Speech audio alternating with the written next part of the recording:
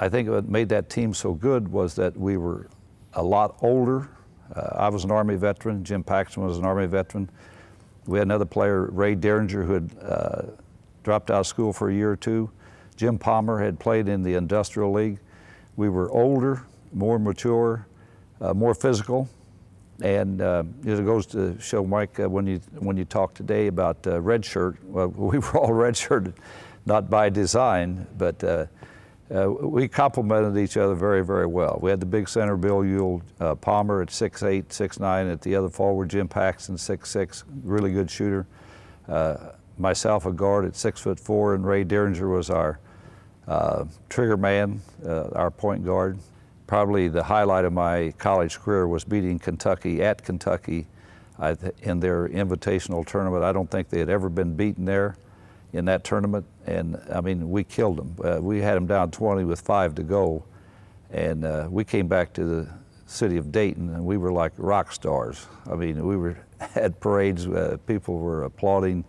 It was very, very special. You know what I remember about the NIT that year?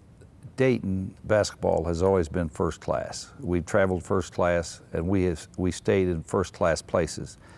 And I was overwhelmed being a farm boy, but even coming out of the Army, that we stayed at the New York Athletic Club, where they do the Heisman Trophy. And you talk about guys that were in a little bit of awe.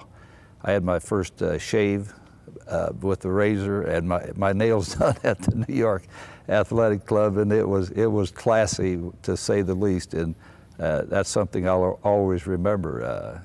The defeat was horrible, but the stay in New York was spectacular. That's what I remember a lot about my senior year is being able to play with my 2 brothers. We were the only 3 brothers to ever play Division I college basketball, of course, on the same team. And it was neat. It was really, really good. Harold didn't play a lot, but we were together, and it was really, really neat. It was a team that was a total overachieving team.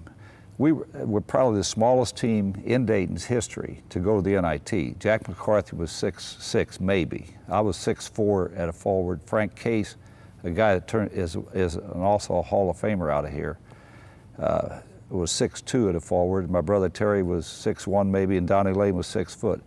But boy, we could play some defense. We could get after people. We had great chemistry. Everyone got along. Jack McCarthy really emerged as our leading scorer in the center, averaged 14 a game. I think we had 5 guys in double figures that year that were starters. But the thing that made that team go was the play of our sophomores.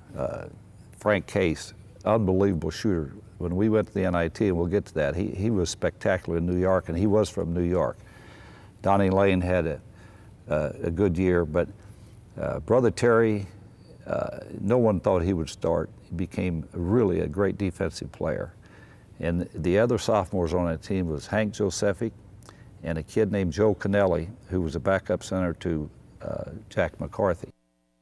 Frank Case and Donnie Lane, going back to the Garden in New York, they both played very, very well. And as a bitter disappointment, would have loved to give Blackburn that victory, and we would have been the first team to win the NIT in '58, but we came up short again. But the NIT is a very, very special thing back in those days. Talking about the fans, our fans, 5,000 strong going to New York. They went through snow to get there, and